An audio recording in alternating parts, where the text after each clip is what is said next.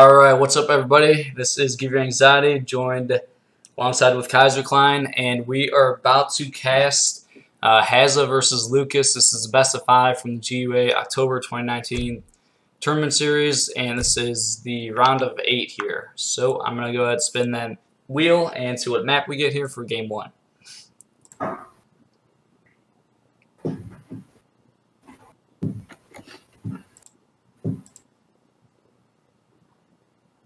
Alright, so we have Florida for game 1. Well, that's a cool map. Yeah, that's a good one. Alright, we're going to spin the wheel in just a second, and we'll see which civilization Hazza gets here first.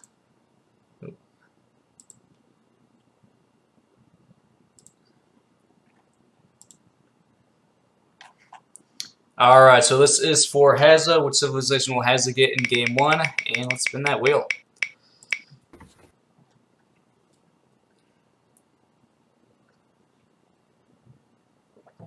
Alright, Hazza getting Japan.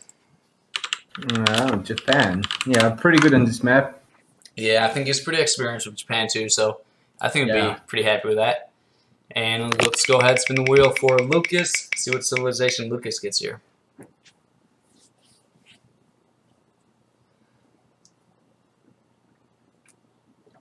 Lucas getting the Dutch civilization. Oof, that's not too good for Lucas. I don't think he. I've never seen him play Dutch. This is kind of a weird matchup where you kind of need to know how to play it as Dutch. It's not the easiest matchup, so yeah, we'll see. Yeah, he's gonna make a deck. Yeah, I'm actually gonna look up his account, see how many Dutch games he does have under his belt. I think Hazza definitely has a larger civ pool. It seems like Hazza pretty much can play almost any civ fairly comfortably. Meanwhile, Lucas kind of has a smaller civ pool, knowing the Asian civs and the war chief civilizations really well. Yeah, Lucas is mostly playing, like you say, the war chief and Asian civs, although I don't think he plays India. But he does play Japan and China, and yeah, Aztec, Euro, and Sioux, and then maybe a couple European seas, but not too much, really. Yeah, so I think Hazza will definitely have a bit of an advantage there. Oh, and they're ready to go. All right, so we are getting into game 1 here. This is best of 5 between Hazza and Lucas in the GUA October 2019 subscriber tournament, and this is the round of 8. And actually... Oh, wait, no, the winner of this, I was about to say, no, the winner of this does not play versus you. You're already matched versus Mito. You're on the other side of the bracket. The winner of this will advance and then play versus the winner of Soldier and Lord Raphael.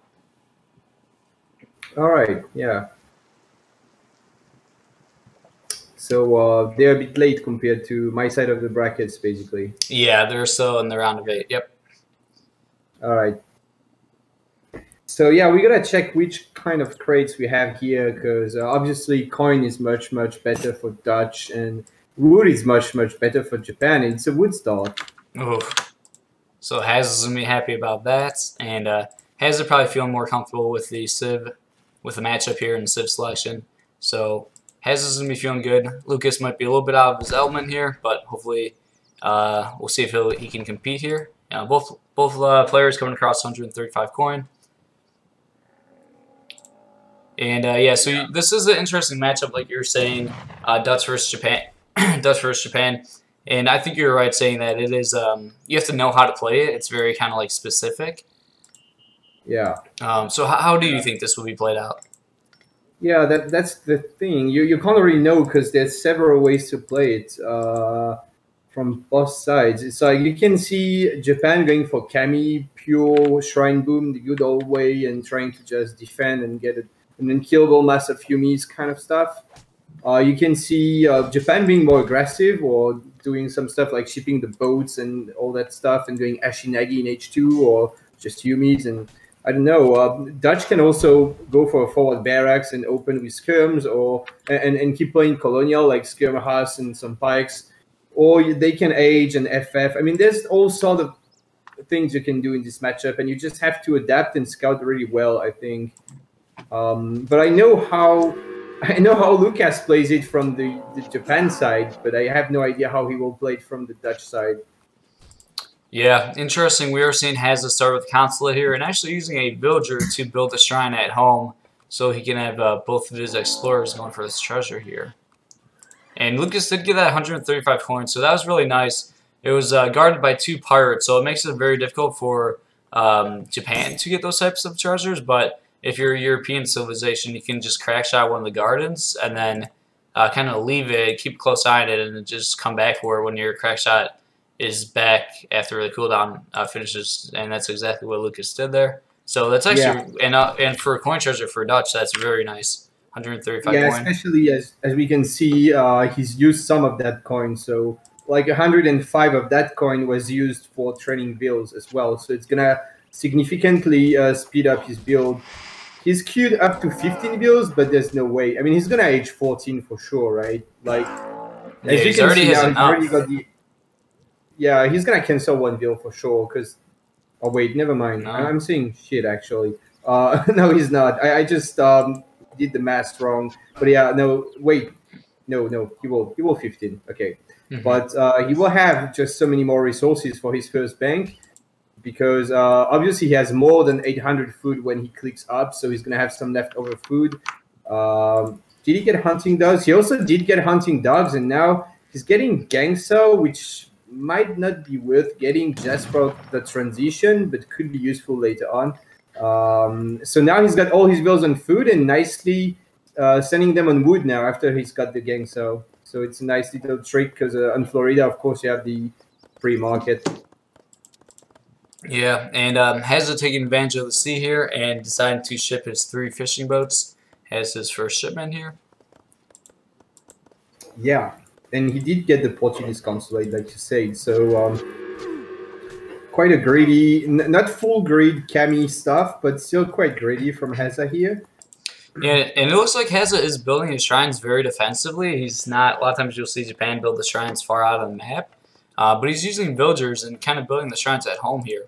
So he is not building one out on the map, but I mean, he has 2 shrines already near his town center. So do you feel like that kind of hints away at his possible strategy? Well, I think he used the vills just because he wanted to prioritize taking treasures, which might be worth it.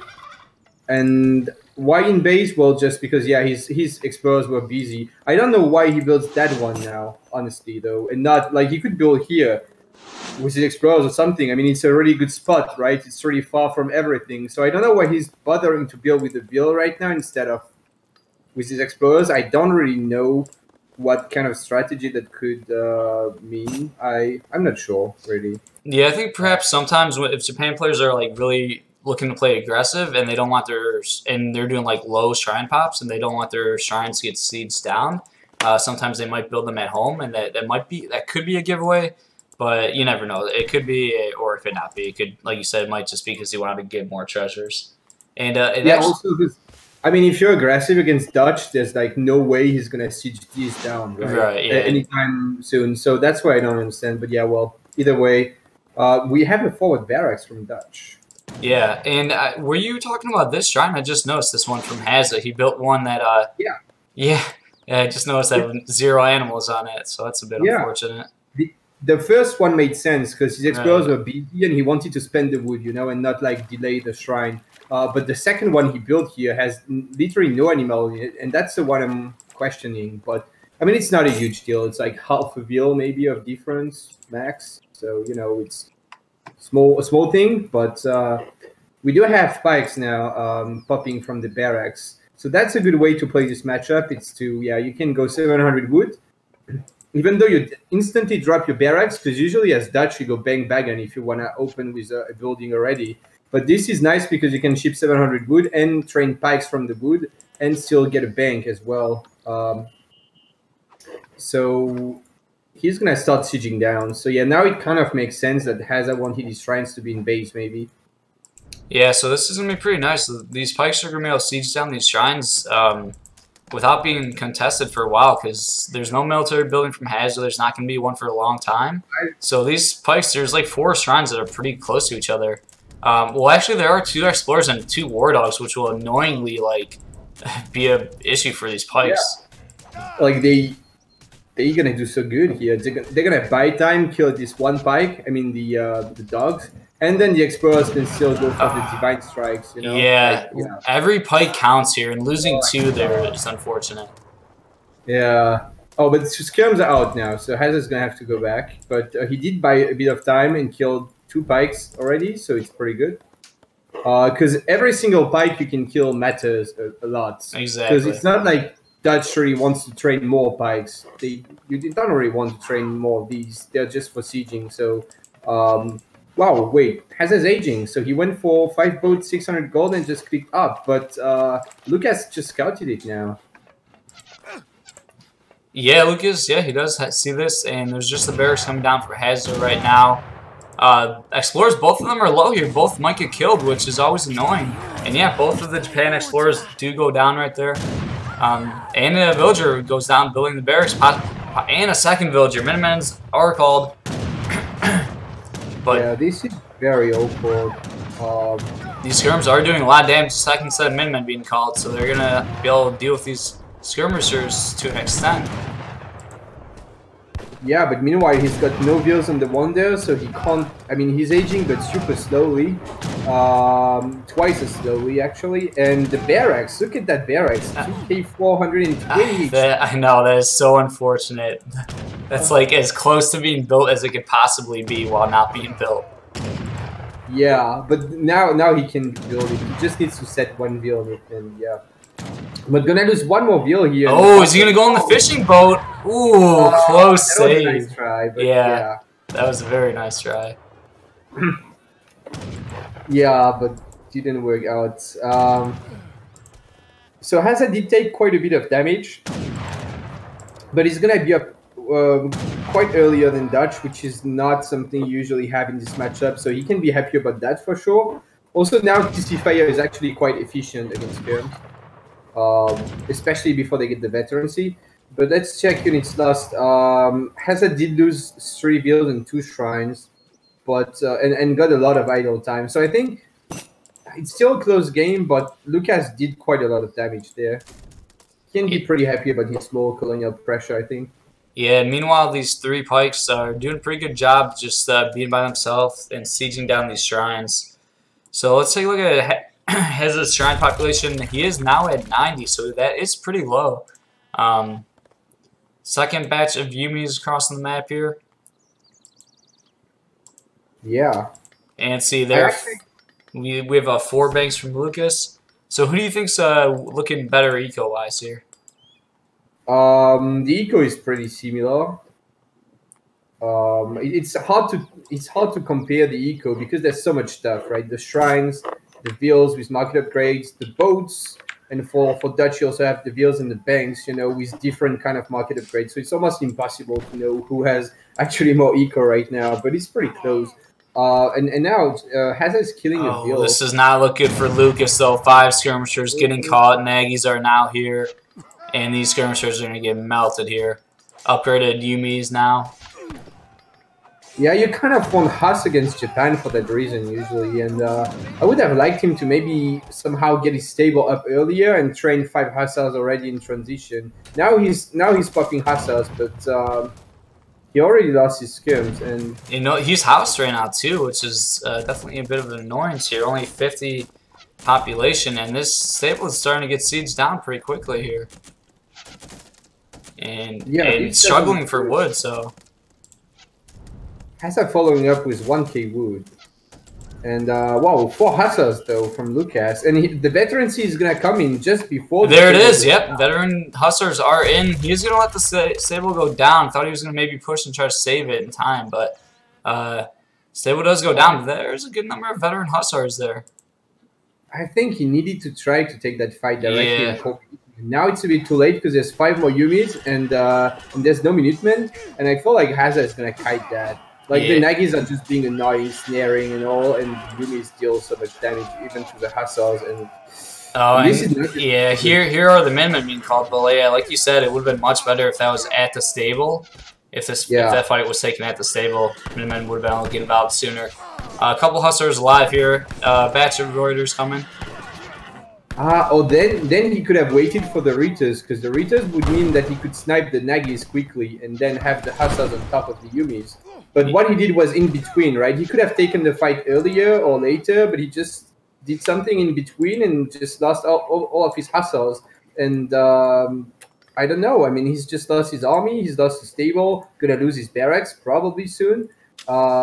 He let Hazza get away with 1k wood as well, while he shipped himself 4 Hus and 9 Ritas. So, and now we're left with Hazza just having better units and more of them.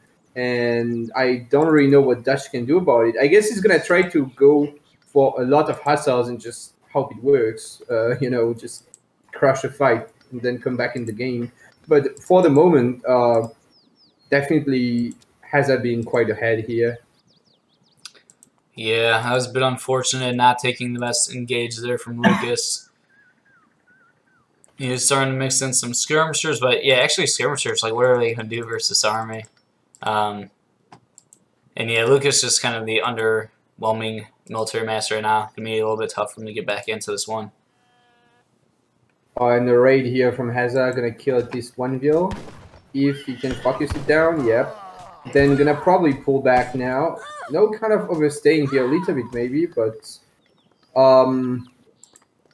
I think Lucas needed to try to go double stable here or to go falconets or something like that, but I don't think he can keep going like for the standard racks plus stable, because he's never gonna kill the Japanese army just going for skirm, pass, reader stuff. Like the Yumis are just gonna deacon everything here. So yeah. Yeah, I think a really key moment was when Lucas's stable was getting sieged down. These skirmishers not getting caught by the Nagis. Yeah, Lucas potentially could have had a really good fight there, like you were saying, with veteran Hussars just coming in, and then he could have called Minutemen, prevented the stable from getting sieged down, and just forced that fight before those like 5 reinforcing Yumi got there, and it definitely would have been better for Lucas. Yeah, definitely. He does have a lot of veteran Huss here, however. So it looks like Lucas is going to push back to 5 Nagis, reinforcing, however. Yeah, it's as good as it gets for Lucas here, I think, but I don't think it's enough. Yeah, 5 more Nagis coming in, 5 more Yumis coming. Yeah, and even though Hazza didn't really bother hit and running, he kind of should have, but regardless, he's just cleaning this up, and he's got Nagi HP as well, so there's no way this Nagi's ever die now. And the extra Hassas coming in are not going to be enough, and I think we're going to see the GG now. Yeah, Hazza taking this fight quite one-sided, and there's the GG. Game 1 does go to Hazza here in this best of 5. Yeah, well, not a big surprise to be fair. As we said, Lucas doesn't really play Dutch, so he put up a good fight. Yeah, oh man, I really wish he would have pushed when his stable was getting sieged down. That was definitely his time to go, and unfortunately hesitated a bit. And like you said, he either should have pushed sooner or he should have pushed later, and he like couldn't really make up his mind, and he went in between like his 2 timings. Yeah, just fighting when he had 9 Ritas on the way, which didn't really make sense. So yeah, a bit unfortunate. Yep. All right, we're gonna back out of this one and get into game 2 here, and I will be right back. All right.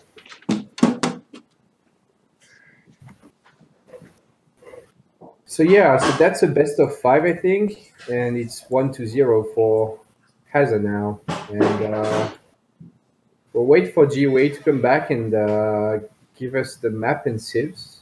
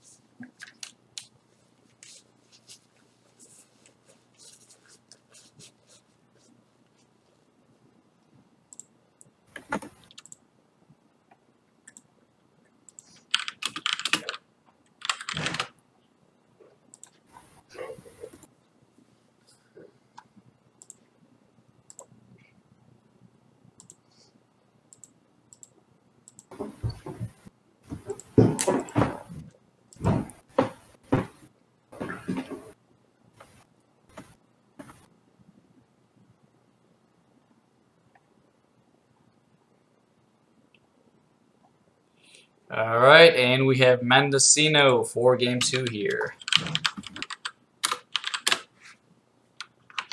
All right, and let's spin that wheel, see what civilization Hazza gets here in game 2.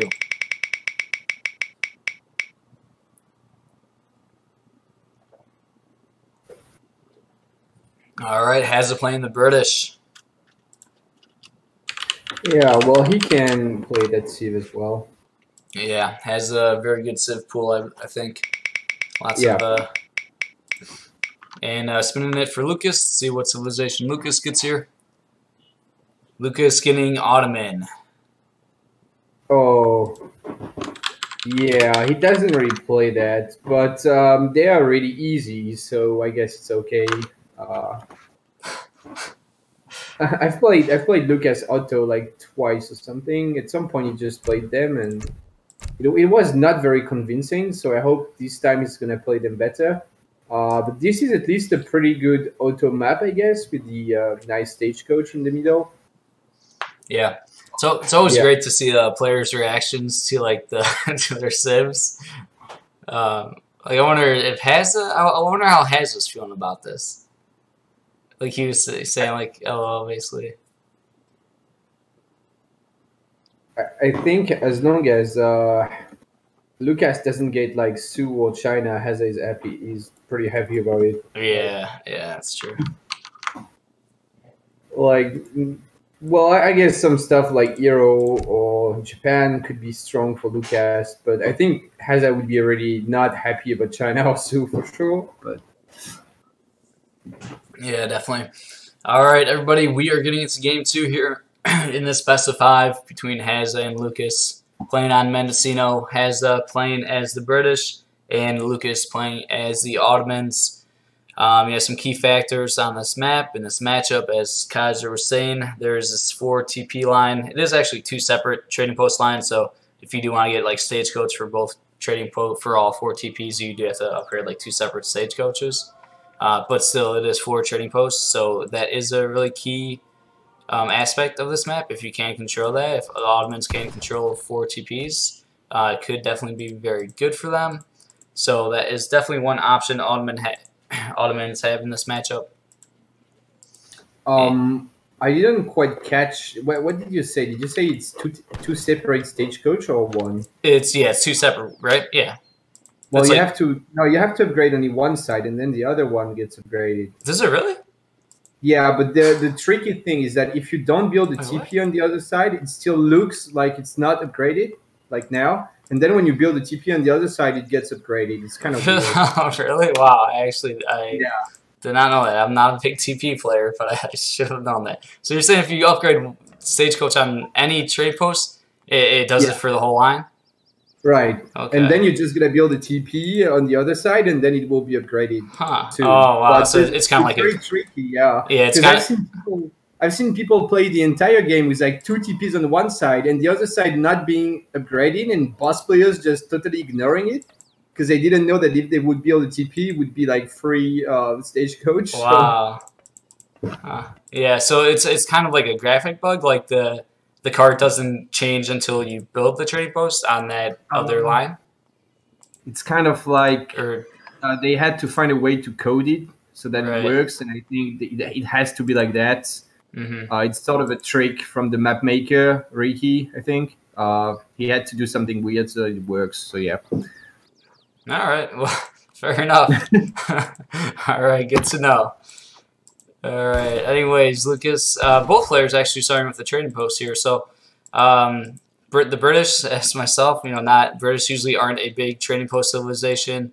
But when it is a big TP map, like any 4 TP map, a lot of times you just want to take a trading post just so your opponent can't get all 4. So perhaps that's what Lucas is doing here, taking 1 trading post. I'm sorry, what Hazza is doing by taking trading post. Yeah, he just TP start is pretty good as bridge sometimes, but yeah, when you want to also steal a trading post, I think it's way better. But this is interesting. Lucas is sending Silk Road at the moment, 100%. Because if you look at his crates, wait, what? Nope. Oh well, then he will ship Silk Road next. Oh. Or then I don't understand. Usually when you, I mean, he didn't use the 20 food, right? So when you ship Silk Road, you get plus 25, even if you already started your crates. So he will get plus 25 for each of these crates now. However, it's kind of weird because I don't really know when he's going to ship it. Because he's going to ship it in transition now after 3 wheels, I guess, but he will never have the XP for a shipment in H2. So I think this is not going to work. But it should be Silk Road. Like, why would you not take your entire food crate if you're not gonna ship Silk Road, right? Right. Yeah, it definitely looks a bit funky just seeing those crates there on the map this late in the game. Lucas chasing down has his Explorer here. Lucas with a bit of army. Ooh, he doesn't want to lose his Explorer, and there are. Oh my God, Lucas is looks like he's gonna lose his Explorer, and that is rough. Oh, no, yeah, because now he's never gonna have the XP for Silk Road. I mean, even less. It's gonna be even harder without a second TP or something. Yeah, and even losing the native there is quite bad. I mean, Lucas does still have his Cherokee Rifleman, so he'll be able to pick up his Explorer, but yeah, losing that Explorer and he's sleeping Silk Road. Oh my God, he's gonna be up and he's got Silk Road on the way, so he's not gonna have an H2 shipment. Oh boy, yeah, two forward villagers for Lucas here. It looks like his Cherokee might get snared. Ooh, Hazza is gonna see this barracks right away, so Hazza's gonna know what's up. And Lucas just used his crates. What? And perhaps canceling the. Maybe he canceled Silk Road. He realized it's too late and he can't ship it. Yeah, looks like that may be the plan here. Oh my God! So he just basically let 100 wood on the floor instead of building a mosque in H1, and he also ignored 20 food. All that for nothing because he ended up not shipping Silk Road anyway. So this is a big fail, basically. Oh my God. Yeah, a bit of interesting start from Lucas here. Probably not going quite as he planned. He is now starting its second trading post, and he shipped 700 wood as his first H2 shipment here. Yeah. Well, I guess all in all, it's, you know, he just didn't have the mosque in H1 and he didn't use 20 food. But now we are back to a somewhat standard Ottoman build, right? I mean, he just does 700 wood. He's aged in time with 3 bills. Was just a bit funky, but it's not too bad at the end of the day. He's even rescued his Explorer with the Cherokee. So he was able to take a second TP now. A bit late, but, you know, not the end of the world, I guess. Yeah, and we do have an artillery foundation going down for Lucas here. Meanwhile, moving his 5 Janissars to siege down Hazza's trading post. But there are 5 muskets out on the map for Hazza. Moving across the map, perhaps they can kind of sneakily pick off this Ottoman Explorer, or maybe even some of the villagers. And yeah, Hazza moving his Explorer to the forward base. It's always nice if you can try to target these villas. And yeah, Hazza snaring one of the villas. These muskets might be able. This would be huge if these muskets can pick off a villager. And it looks like they are going to get at least one, I want to say, and probably the second here. That is just massive. Anytime you can kill. Oh, Hazza kind of stopped in the chase, not going back for it. Hazza just being smart and focusing first the veal that was not snared, so that he would kill that veal first, and then would be able to kill the second one because it would be slower snared by the Explorer. So yeah, that is already big here. I mean, he's killed 2 veals. Stagecoach is in, but Hazza still has a TP up, so he's also gonna get a couple of passes from that Stagecoach here. The Foundry is up though, because if you would have denied the Foundry, it would have been terrible for Lucas. But at least the Foundry is up, so he will be able to get Abus guns out soon. Yeah, but anytime you can kill Ottoman villagers, that's just huge, because the auto. They just have such a low villager and eco that if you can kill any of their villagers, it's a larger portion of their economy, and it's just very significant. And especially when you can kill 2 villagers at around the 6-minute mark, that is just massive. Yeah, it's like it's not really gonna matter early on because most of the resources Otto gets at this point is from the crates and from the Stagecoach. So the 2 wheels don't really matter so much. But the follow-up in a couple of minutes is gonna be significantly worse. Yeah, definitely, because 2 wheels is a lot for Otto than at like 9 or 10 minutes. And now Lucas trying to go in, but there's more than enough units for Hazza to defend that. Only 2 Abers out as well, which is not what you want when you just ship 7 and 600 gold. You should be able to get 5 Abers out, definitely. It's a little bit sloppy here. But at least Otto does secure the 40B stagecoach. But that's not even enough to match the British eco at this point. So we'll see. We'll see. Maybe Lucas can try to age or something. 5 Janissaries being shipped from Lucas, and also stable going down. So it looks like he's committing to the long H2 play here. And just going to try to mass up a big army and hold down the TPs and kind of go for a timing push, perhaps. Yeah, kind of a weird time to add a stable when you're shipping 5 Jans. It feels like it's when you're going to go and push. But in fact, he's also adding another building. Yeah, another build. Looks like, oh, is he going to go down? Yep, he does go down. Quite annoying. Abus are going to start cleaning up these muskets. As I realized, Abus are actually extremely good at countering the musket raids. You know, just because, I mean, they can catch, like, the muskets kind of easily. It makes it very, like, difficult and kind of useless for the British to try to raid with muskets, I feel like. But at the same time, if you can throw off the Ottoman from, I don't know, pushing or, you know, delaying them, it does help. But, yeah, those Abus can very easily catch musket raids. Hazza moving in with longbows here.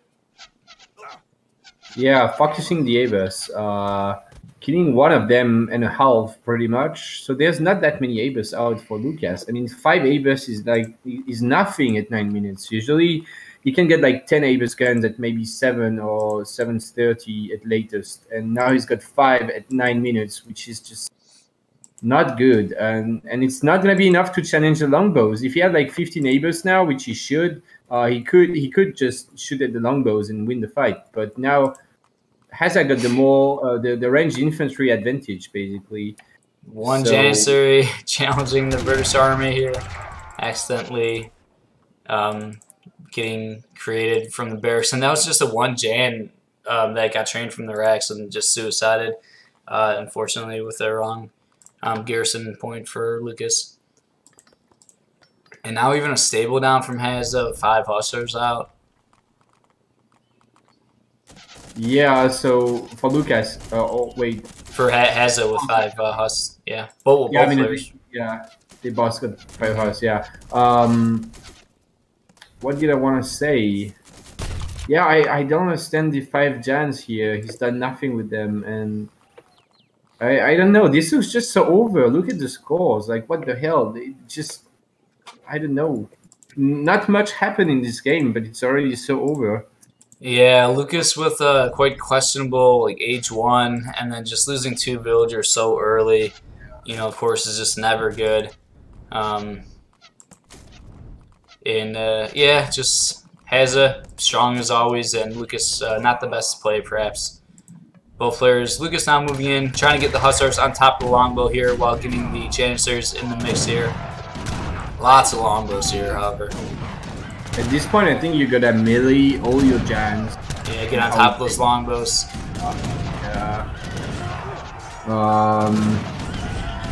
Yeah, and the thing that even if Otto would win the fight, which I really don't think is gonna happen, although it's gonna be kind of close. Even if he does, like the follow-up for Brits is just so much better, and you can't take that kind of trade at Otto. With more Hussars, there's more for both. I don't know. This is pretty close fight. But again, if you look at the scores now, it's just even more in favor of Brits, just because they can't actually afford to trade the units like that. And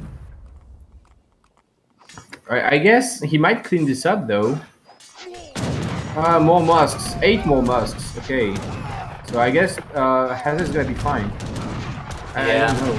And 6 muskets also just being shipped here from Hazza. Could have probably called Minutemen as Hazza, I mean, as well. But yeah, he's gonna have enough musks now, I think, to be okay. There's only 1 Abus gun left. He could snipe it with the longbows now. So I guess this is sort of a win for Otto, but yeah, I don't know how much that matters at this point. Also, because Hazza meanwhile is rebuilding 2 TPs of the stagecoach, which is a huge blow to the Ottoman eco. Yeah, and we're at 21 villas to 50, so yeah, losing those two TPs, very big when especially when you're down villager-wise so much. Oh my god, interesting. So yeah, I guess he realizes I don't know why he's pulling the bills here, honestly. Yeah, a little bit questionable, but he can. I mean, he can get away with it. Yeah. I don't know what they're doing actually. Just shooting for a little bit and then walking to some hunt, looks like. Yeah. Maybe he didn't scout that hunt. Yeah, yeah, perhaps. No, he did not. He did not. That's why. He doesn't know about it. So he's gonna go, yeah, on that hunt there, which is much worse. But yeah. So yeah, now just the eco gap is so huge, and Brits is also ahead in military. And I think Otto knows that there's bills here, but he doesn't even have enough units to really kill the bills. Yeah, the 2 Hussar will be nice, but yeah, I mean, now 4 Hussars coming from Haz, and the 4 Hussars can just like clean up this whole army. A couple Jans popping off from the racks, but it's going down basically immediately here. Right. Yeah, and that is going to be GG again. I think Lucas is going to resign. Nice fleet on the Avas here. And yeah. Yep, there is the GG. So Hazza goes up 2-0 in this best of 5. So Lucas is a do or die situation here in this next game. He's got to get a win to keep this series going. Right. And he still doesn't know what he's going to get. So that's right. It's going to be tough. If we want to close series, we gotta hope now Lucas gets some. Yeah, let's everybody in the chat. Let's pray for Lucas getting China here. Yeah. Through all your wishes, your good wishes. Yeah. Well, there's also some civ that Hazza doesn't really master in 1v1. I mean, Hazza can pretty much play every civ, but mostly in team, and I believe there are some civs he's not super comfortable with in 1v1, maybe. Kind of. So he might get, I don't know, let's say ports or something, which he doesn't play so much in 1v1, I think. Yeah, so game 3 is going to be played on Bengal here. And let's spin the wheel for Hazza, see what civilization Hazza will get here in game 1.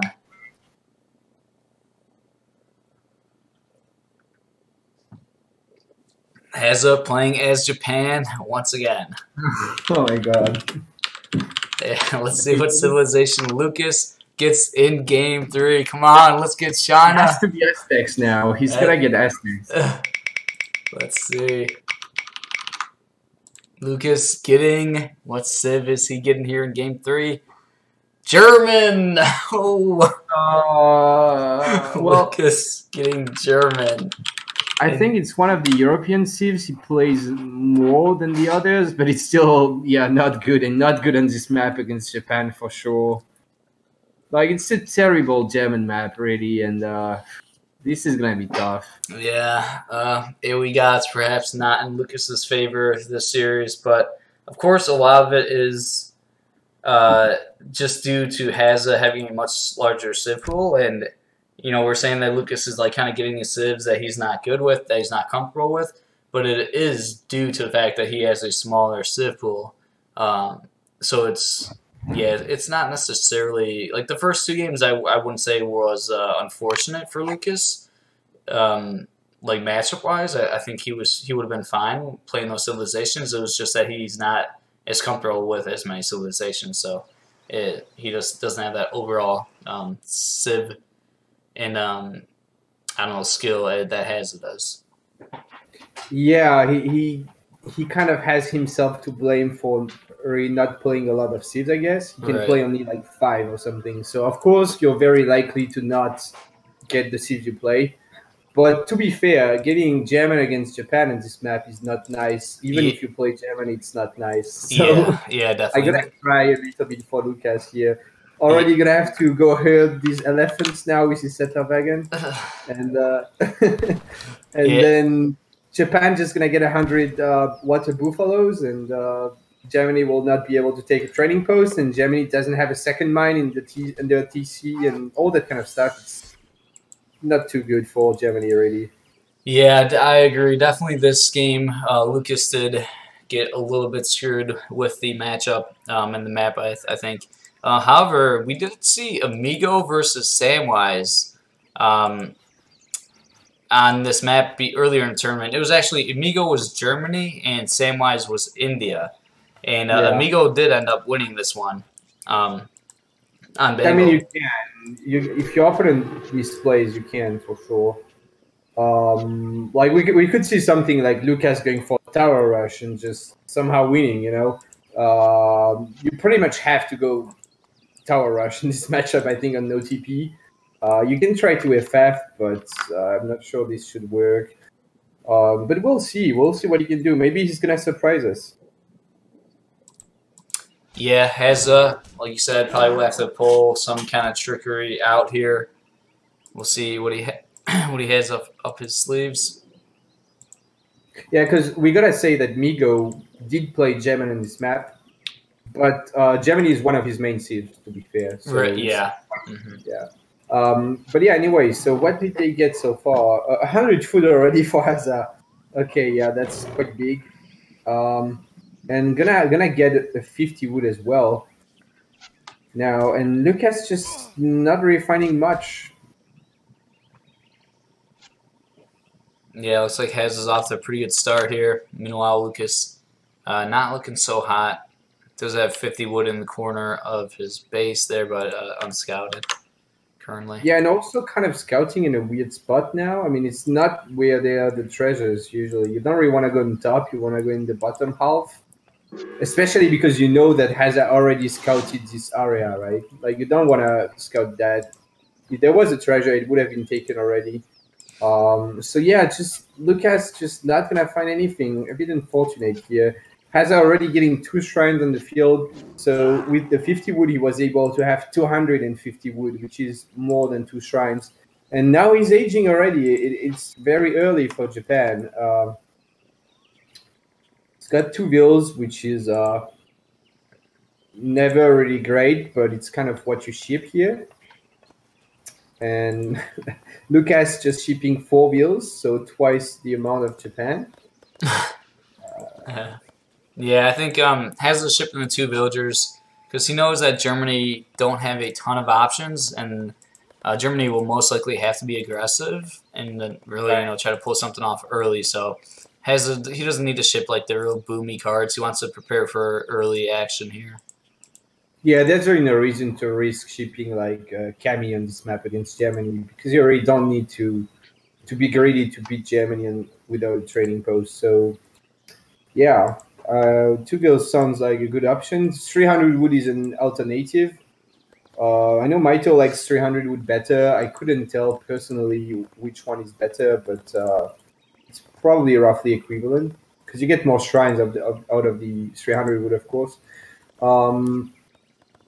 So let's see what Lucas does then. He's sending a forward wagon, so yeah, I guess that's going to be a tower rush. But Hazza instantly spotting that the bill there. And Lucas just not going to go any more forward, maybe deciding that he doesn't want to rush anymore because Hazza knows about it. Or maybe he will. Yeah, it looks like he's sending that Steller wagon forward, even though it is scouted. We have constantly going down for Hazza here. But that's not a very forward tower. I mean, usually you would drop it here, especially with this bone, you have the space to drop here, I'm pretty sure. It would very aggressively, because you have to rush, and that is like 10 or 15, maybe 10 more seconds of walking time for your crossbows. But, well, not the end of the world, but not the greatest tower placement here. And so they're up at pretty much the same time, right? Yeah, and it looks like he is shipping crossbows. Would you agree with the population at 31/20 here? That's not like a Steller wagon or wood for Lucas, I'm saying. Yeah, it could have actually been like 3 settler wagons and just they Hazza into overreacting.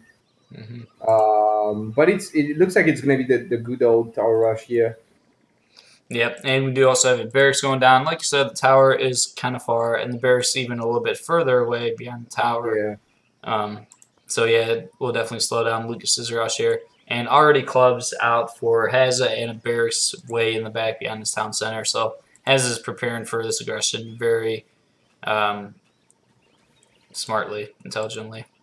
Yeah, although I'm not sure about clubs. I feel like the shinobis are much better against the Tau Rush because there's only going to be 2 Ulans, and you can kill those hit and running and with the TC fire and stuff. So I don't know if you already need 5 clubs for that, but because now he's going to have only 5 Yumis, which is maybe enough if he can micro well. But yeah, you see already the walking time, and he's just so late. Yeah. Like the 5 bows at 6 minutes, just crossing the map now. It's just not gonna do anything. Yeah, these expos just taking so long to get here, like you're saying. It's actually extremely significant. I think the placement of the tower, slowing down the rush, a just massive amount. And here we go. Lucas is trying to push in with his expos and a couple of Ulans, but it looks like the Yumi alone can hold this. Yeah, I mean this is over already. Yeah.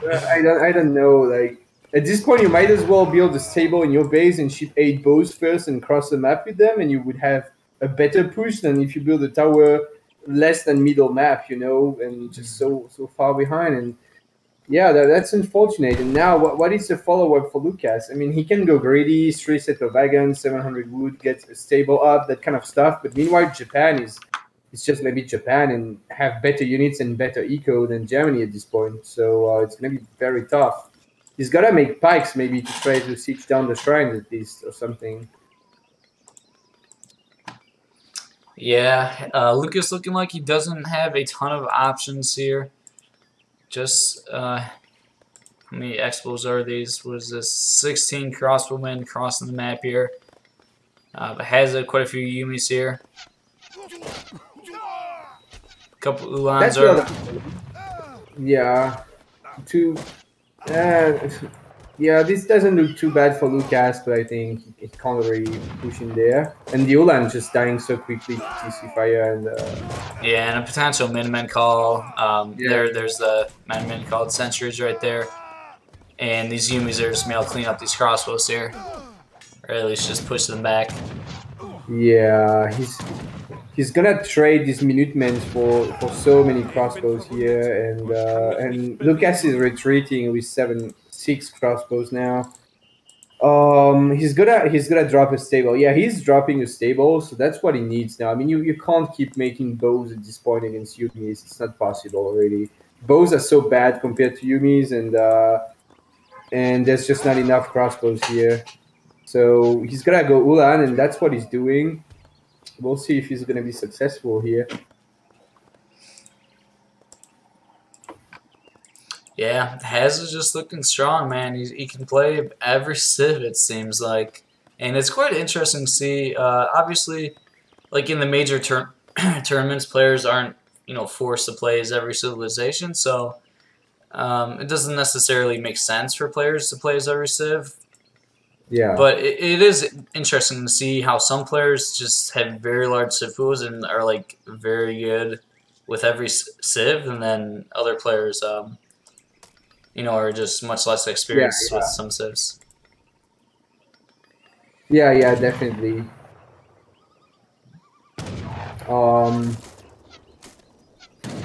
So yeah, maybe a clutch 3 doppel shipment could come in now. Imagine like a batch of 5 Ulans and 3 dops popping from the tower, and Lucas would actually be back in the game. 700 coin. Yeah, if that was 3 dops, he would have needed that. Still though, I mean, Hazza doesn't have any anti-cav, except Yumi's of course. But no real anti-cav, so I guess if Lucas can mass enough Ulans and snipe the 2 clubs, he should be able to maybe do something. But now Hazza so the stable, and he's making more ashes. He's got 3 ashes, and he's probably gonna make more of them. And then I don't think Lucas can take on that army. The scores are also not looking good for Lucas here. Yeah, rough games, man. Yeah, looks like this could be a quick series. And there's 5 Ulan pop. It's go time for Lucas, trying to make something happen here, moving in with his Ulans. But there are lots of Maggies on the field and lots of Yumi. And yeah, this push is just not going to work because the Japan military just crushed that. And there is the GG. So very quick series, 3-0 to Hazza. And that's it. That's a wrap. Yeah. Yeah, that was brutal. Yeah. I'm not sure what else we can say about it. Right. Just 3 very one-sided games, right? Yeah, the Dutch game, the game 1, like we said, multiple times, it was fairly close. If he picked like the right time to attack, he could have won a good fight and then been in a good position. But yeah, at least in that game he had an opportunity to win at some point. While in the 2 other games, it felt like he had no chance at any point. Yeah, so the first game could have gone to Lucas if he played it a bit better. But yeah, well, just not getting as lucky as against Dictator, right? Where he got, I don't know what it was. He got China and something else against Dictator. Yeah, he got like his main civs. I think it was like China, and I think the other game was like a main civ too or something. Yeah, not getting that against Hazza, and Hazza just not kidding here and just kind of bashing Lucas here, and yeah, that is the end of it, I guess. yeah, not a whole lot to say there. So yeah, that wraps up this series. Hazza moves on to the semifinals, where he is waiting for Lord Raphael and Soldier to play their series.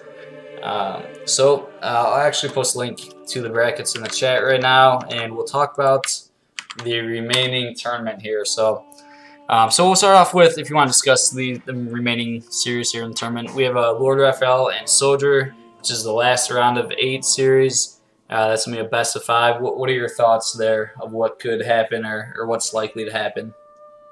Raphael against Soldier. Well, obviously Raphael is the favorite. But Soldier sometimes surprises you. He can perform quite well in some tournaments sometimes. And I don't know. Raphael has quite a deep civ pool, but not 100% comfortable with every civ, maybe. Like, there's some civs he doesn't play too much in 1v1. Soldier might actually have a better civ pool than Raphael, maybe. So I could imagine a situation where Raphael would get some a bit unlucky civs from the wheel and might lose the series, but it's pretty Raphael favored, I would say. Yeah, I agree with Raphael. Arguably the best player in the world. I did play 2nd place at LAN events, and yeah, he is obviously really good, and he does have really large civ pool. So he's definitely a favorite.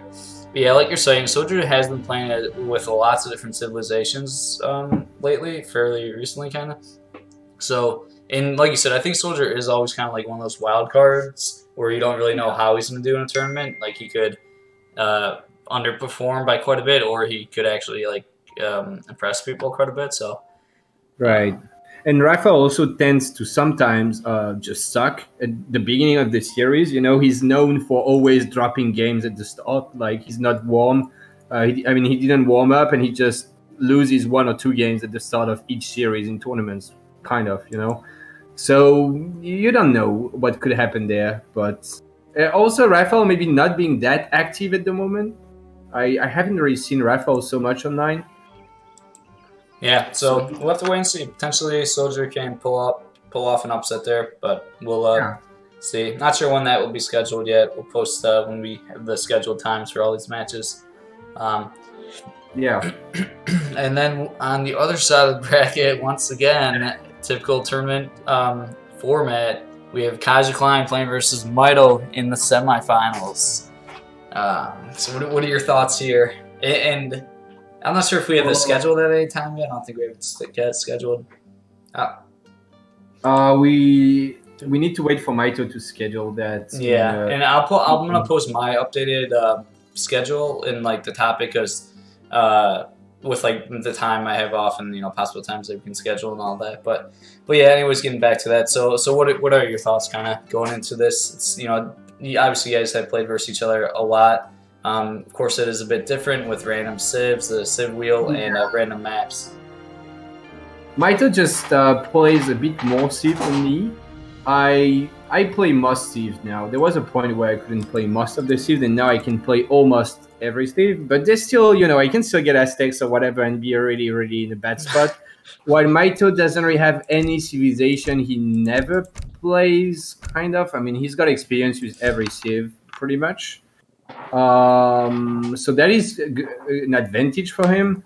And then in terms of skills, we're just pretty close. And in tournaments, we've always been like pretty much 50% win rate against each other. So I would say Maito might have the advantage because of the civ rules.